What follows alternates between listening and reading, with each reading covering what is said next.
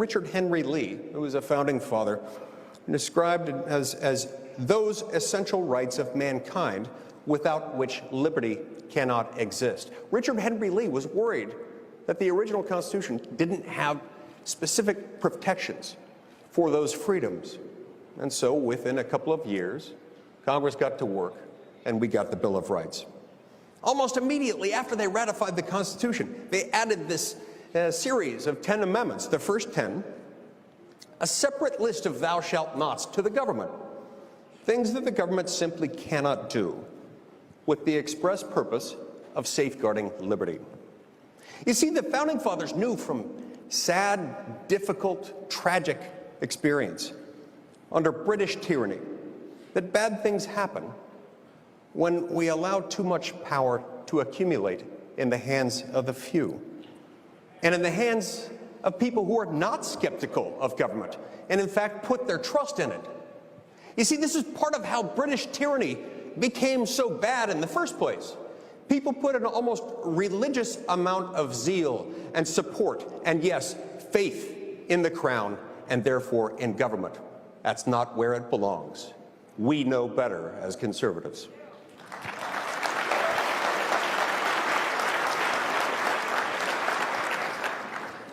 So when human beings, any human beings, wield that much power with no controls around it, that inevitably leads to tears and worse.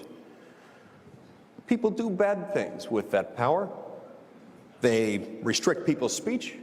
They restrict their ability to preach and live according to their religious beliefs and to petition the government seeking relief from the very abusive action taken by that very government. They disarm the populace. They unreasonably search and seize individuals at their homes, invading their personal privacy and seizing their personal effects without a warrant. This has happened in societies over and over and over again. And the one common ingredient, people put faith in the government and don't trust the people.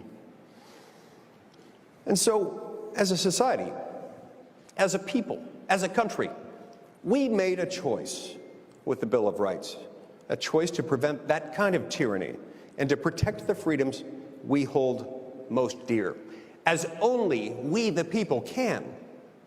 You see, the Founding Fathers understood that ultimately the bulwark of individual liberty must lie with the people themselves. It's not in government, it's in us.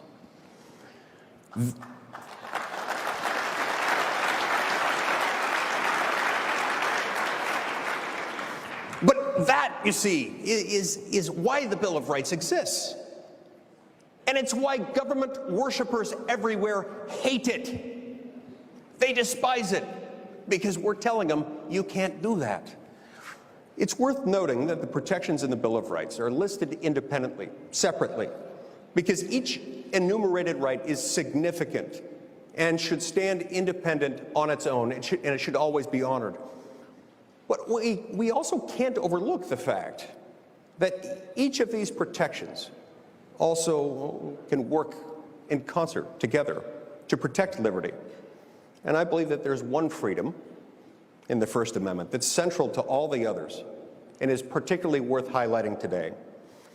It's long been said, as I'm sure you'll hear today, that whether by accident or by divine design, our first freedoms are found in the First Amendment.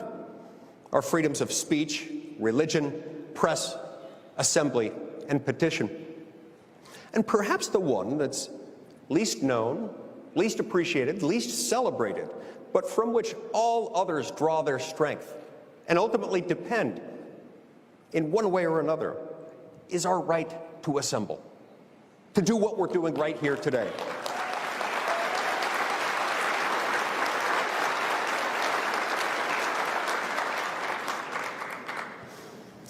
Freedom of religion depends on it. Core political speech is downstream from it. The right to petition government is bound to it. And the freedom of the press presupposes it. We can't do any of these things without the freedom to assemble. And it's one of the main freedoms, not coincidentally, that's been severely restricted with the growth of government that's occurred during this global pandemic.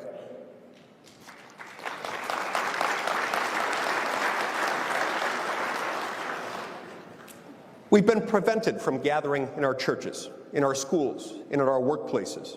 In some cases, even from gathering in protest while seeking redress of our grievances.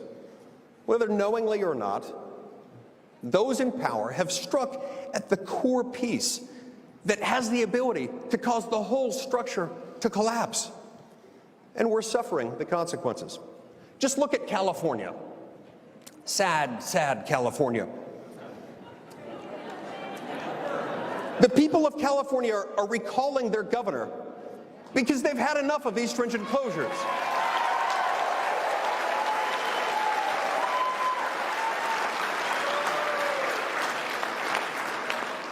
They've had enough of the encroachment upon their rights and enough of the government telling them that they can enjoy a 5-star meal at French Laundry with their governor, but they can't go to church.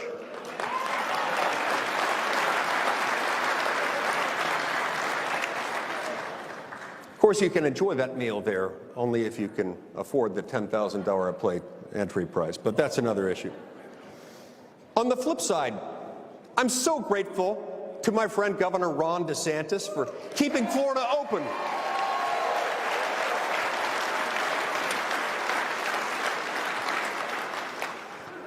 Government, of course, is itself able to assemble pretty darn well. You know, miraculously, in the midst of the pandemic and otherwise, in places like Washington and state capitals and city halls, government officials allow themselves to assemble. They don't restrict themselves. This can seem intimidating to us as everyday citizens. Who are we might think, compared to those with massive consolidated power, who, as we might see it, have all the say? But the beauty of our country, of our history, and of the design of our system of government, that's the power of ordinary citizens standing together. When one person realizes that he's not alone in his beliefs and finds another, and then another, and then a few more, that's how we end up with gatherings like this one, where the magic happens.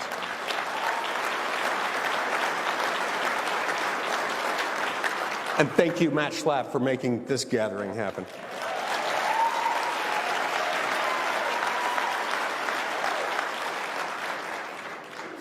The nation and the world have been changed by groups of clear-minded, purposefully law-abiding Americans assembling together. It's how our country was born, and it's how we've fought successfully to maintain our liberty thus far. And it's why we're here today. We're here today not because we have faith in government. We're here because we have faith in the American people. Those two work in opposite directions. It's only when we've got faith in the American people that things work. Our founders understood that at the end of the day, some of the most dangerous threats to freedom come from government itself. Because government is force, and in that respect, it's the opposite of freedom. They understood that government is ultimately the authorized collective use of coercive force, force that can be used against us, and so for that very reason, they sought to constrain it. They understood that in government there is a choice between liberty and tyranny, and there is this choice that is constant and relentless and binary. Tyranny, liberty.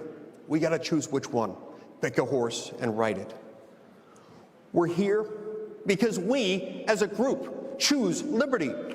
We're here because we believe, we understand that government works for us and not the other way around.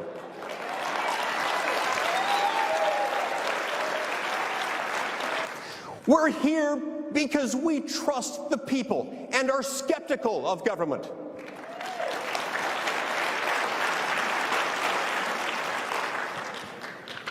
That, my friends, is worth uniting around.